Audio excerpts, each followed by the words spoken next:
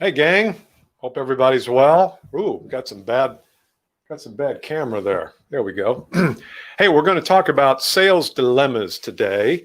I'm live. We're going live pretty much every day this week and probably even next week. I know it's a little bit later today, 5:30, so sorry about the delay, but I had some training that took place and I wanted to make sure I satisfied my current clients. So what are your sales dilemmas? What are they? And is it possible that the sales dilemmas that we all have, and I hear about them every day because I work with sales organizations, salespeople, and there's always almost the same problems and the same 4 or 5 problems. So in the comments, if you would share with me your number one sales dilemma right now, I'm not going to call you out and call you to the front of the room. There's no shame here. But a lot of times I think we have dilemmas because we're not thinking about the sales process in exactly the right way. So I've got 5 here written on my board because I think these will come up. But if I haven't talked about the one that you want to talk about, then by all means, make sure you tell me. Before we get going today, I want to tell you about a document that you can have free of charge, no obligation. It's called the 10 Strategies to Change the Selling Game. I think the selling game needs to change. I don't know about you. I find that with 2020 the way it is and with the digital, everybody's going digital. I think you've got to really change the way you sell, and not just on Zoom. I don't just mean using Zoom as the platform. I just mean the whole process of selling has to change. And I believe that in many ways, the traditional sales process is set up for you to fail. And it's not intentionally set up for you to fail, but it's this whole idea of do all you can to generate a lead and create sales funnels and give away information and do webinars and all that stuff. And those are all good things. But I want to talk a little bit today about these 5 dilemmas. And again, if you just joined me, make sure you comment and let me know what yours is. So here are a couple of them. And I want to always begin the solution by talking about the mindset. We talk a lot about the psychological makeup of the salesperson. And if we're not made up correctly, I don't mean made up like makeup. I mean, if our psychological, the way we see the world, the way we see our value is not proper, then we're going to continue to have these. So number one, not enough leads. Anybody have that? Not enough leads coming in. Or the marketing department is just not generating enough leads. Maybe it's up to you. Maybe you have a marketing department. I find for most sales professionals in B2B, it's kind of up to you, isn't it, to generate the leads.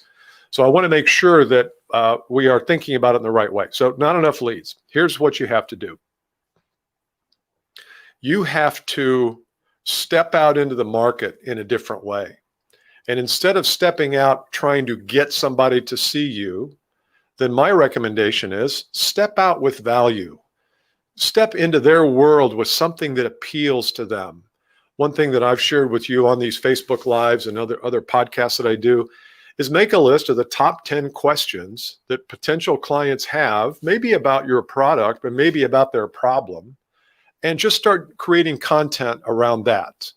Here's what one of my clients did. He took the top 5 problems that his prospect has and circumstances they have, and he wrote a blog post on each one of those 5.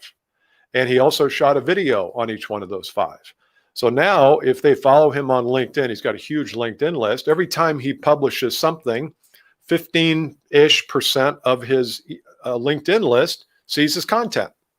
Well, his content is now meeting them where they are. You've got to meet the prospect where they are. If they're not even thinking about you, cold calling them, trying to get an appointment, I mean, sometimes it works, but it's a kind of a lost art. So when I think of not enough leads, I think our behavior is not correct. Our mindset is not right for reaching out, something of value, posting things of value on LinkedIn or on Facebook or whatever platform you use, it doesn't matter. Writing articles about the biggest challenges your customer faces with a way to get a hold of you at the end of that article. Maybe it's a calendar link or just your email or phone number. But I want you to start thinking about leads as less about what you go out and get and how you serve people. Number 2, Long selling cycles. And by the way, you can comment here. We've got quite a few people on YouTube and Facebook. Long selling cycles. What's the deal with long selling cycles?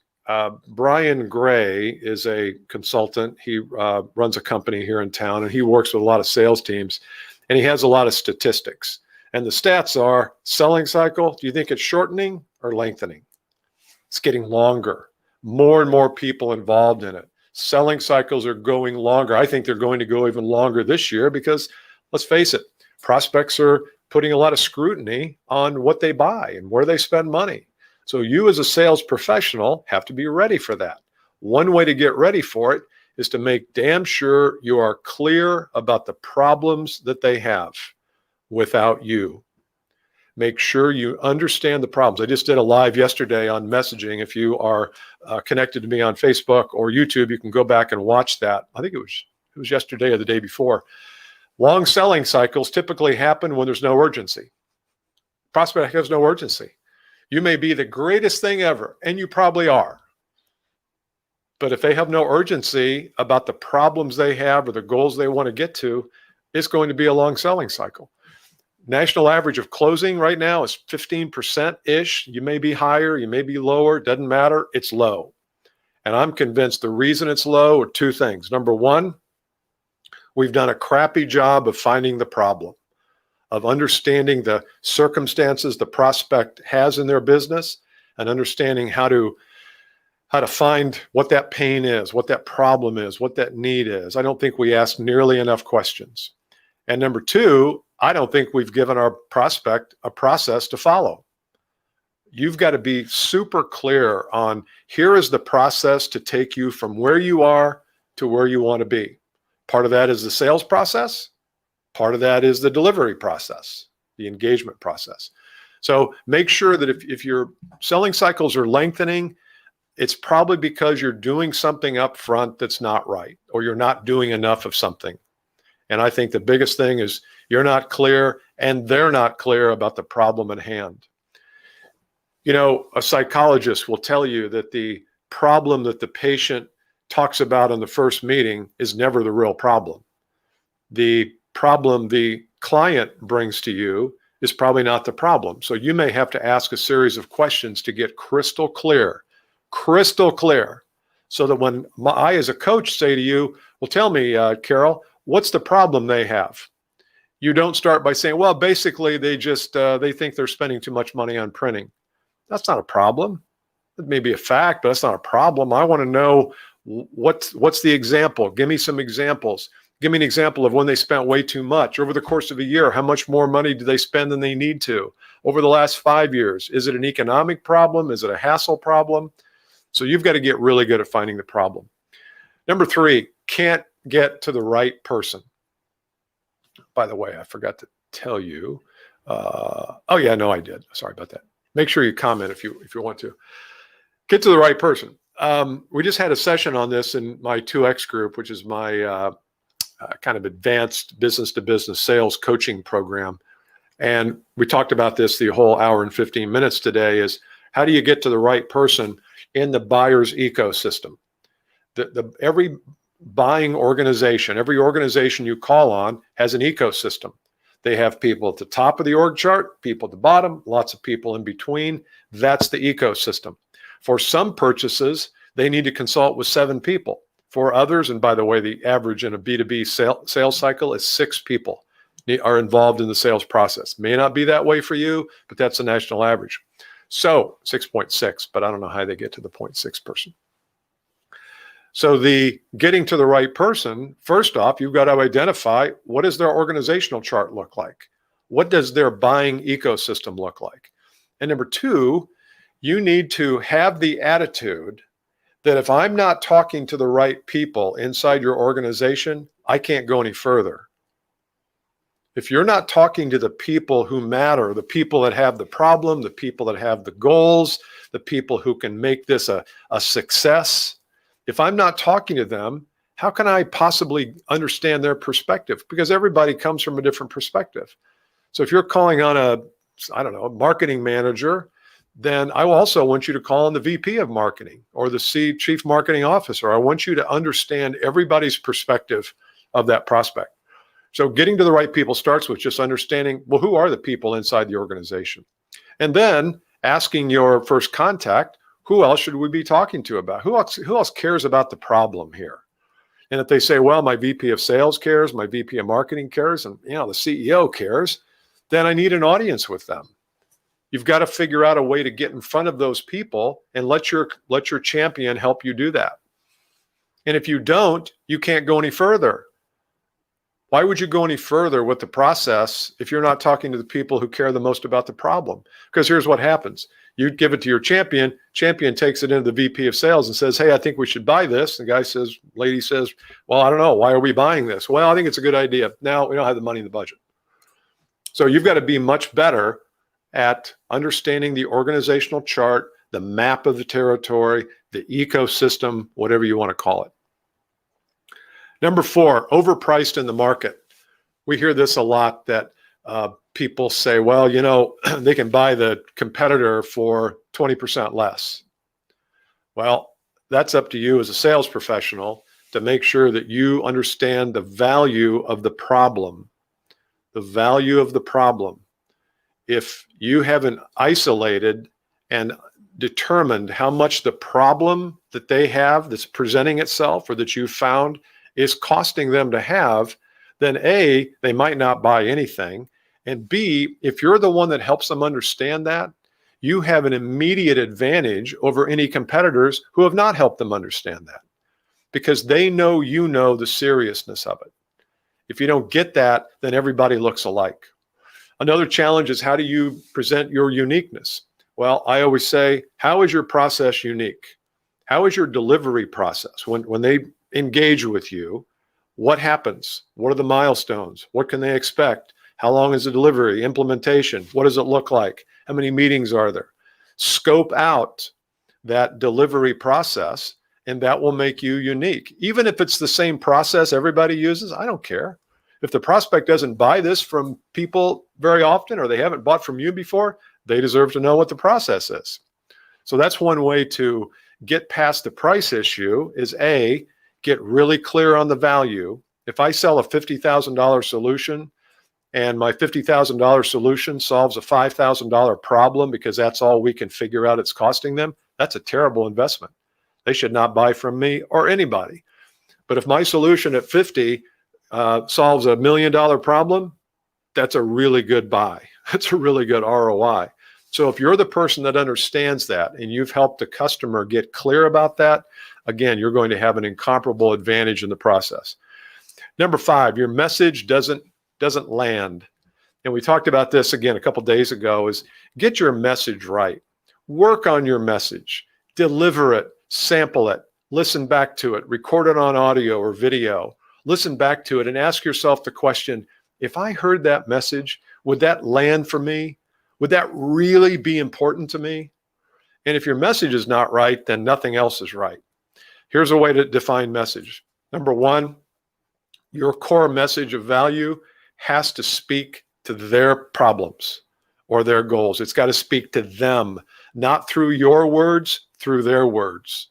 So when I talk to a CEO of a company, I might say, people invite us in for a couple of reasons. Number 1, they invite us in because they feel like they're just not getting enough performance from the sales team. And you look at the numbers and say, well, they're pretty good. We're beating last year. But then you look at the market and say, my goodness, we could be doing 40% more. This product has so much potential. Our prospects are starving for this. Why are we only selling 20 million? We should be doing 30 million. So when I say that to a CEO, almost every CEO feels that way. They know they're doing well. They're happy with their people, but they know there's so much more. So when I go out to the market and talk to a CEO, and that's what I say, usually the CEO will say, yeah, that's exactly how I feel. How did you know? How did you know that was how I feel? Did you crawl inside my head last night and figure that out? No, it's because every CEO deals with that. So I want you to have at least three messages of value. People invite us in for 3 reasons. Number 1, you think that your top line sales are not where they need to be. 2, the sales process lengthens. It takes too long. 3, you can't hang on to the good people, or whatever those 3 things are. So when you do that, now guess what you've done? You've allowed the prospect to to commit to something that they have going on in their lives, rather than you talking about how great you are and them having to kind of connect the dots. Go back and watch my video on messaging. I gave a couple of examples there in my world, and I think that'll help you. Any comments? I've got questions here. Here's a question. Sometimes I lack the confidence needed to do what you're saying to do. Confidence comes from clarity. Confidence comes from clarity. So, okay, so what, Bill? What does that mean? Clarity. You have to be clear about the issues that you have. You have to be clear, not that you have, that they have. You have to be clear about the process that you're going to take them through. You have to be clear about what happens if they say yes to the next step in the process. Here's an example of that, and then I'll read Katerina's question. If you're in the process, and let's say you have a long selling cycle, let's say it's 3 months, and you're on call number 2, and you get done with call number 2, and the prospect says, you know, I like this. I think this is really good. You say, okay, well, here's the next steps in the process. Next step is A, next step is B, next step is C. You okay with that? Yeah, it sounds good. Okay, good. You're clear. You're clear and you're confident. Confidence comes when you're not clear. You don't know what to do. You don't know how to handle something. So clarity is your number one confidence builder. And so I always feel like you can go and meditate for, 6 months in the Himalayas. That might help you with confidence. But I'd rather just say, just get clearer. What is there about the product you're not confident with? Well, I don't know what questions to ask. Okay, let's go. Let's write down the questions. Okay, well, now I'm clear on the questions. So guess what? I'll be more confident. Nobody talks about clarity and confidence. I don't know if I'm the only one, but I'm one of few. That is a huge thing. Okay, go to Katerina. Sell anti-aging products through skincare. Currently have a one-to-one Zoom calls, get to know a person. I let them talk. I don't pitch. They ask me what I do. At the end, they usually ask me what you do. Yeah, I mean, I like the approach of just having a conversation, a non-pitchy conversation. So you're exactly right. Now, at some point, I think you need to transition to, I've really enjoyed talking today. It sounds like there are some products that I represent or have, or however you would say that might help you. I'm not pitching you, but let me tell you what it looks like. I've got 3 products. I'd like to tell you about them at some point, maybe now, maybe later, share with you a little bit of the benefits of them and how they've helped other people. And then you can decide whether those products seem to fit you. But you've got to have an offer, and you can't just always rely on the customer saying, well, what can I buy from you? And I know you don't do that, but that's a great way to just introduce the offer. You've got to figure out a way to go from finding the problem to your offer. And usually it's just 1 or 2 lines, like, sounds like there's some interest here. Is that fair? Yeah, there is. Well, let me share with you how we work. And then you can tell me whether you want to go further or not. Okay, that sounds good. And then you share with them how you work. And they decide whether they want to go further or not. So hopefully that helps. Large numbers, good success. Yeah, I like that, Katerina. Let them talk. They'll tell you. They'll tell you what the problems are. And if not, you can ask them when they say something like, I don't always feel like I'm, look properly in the light. Then you can say, well, tell me more about that. Is that something that you'd like to remedy? Or do you just want to live with it? I probably wouldn't say that part, but there's always an option. When somebody has a problem and they communicate that to you, they have 2 choices: live with it, fix it. Or they can fix it partially. Live with it or fix it's the only 2 options they have. So as long as we as sales professionals understand that if someone's willing to live with the problem, they don't need us. We're not good for them. But if they have a problem, you've helped them recognize it and they want to fix it, that's perfect. All right. Hope you enjoyed that today. I'll be going live tomorrow. Don't know what time, probably about 4, maybe a little bit earlier, but I appreciate all your response. Once again, make sure, if you haven't already, go to billcaskey.com, pick up your free copy of 10 Strategies to Change the Sales Game. It's available. It's got 10 pages that I think are killer. There's lots of good stuff in there, so make sure you go get that. All right.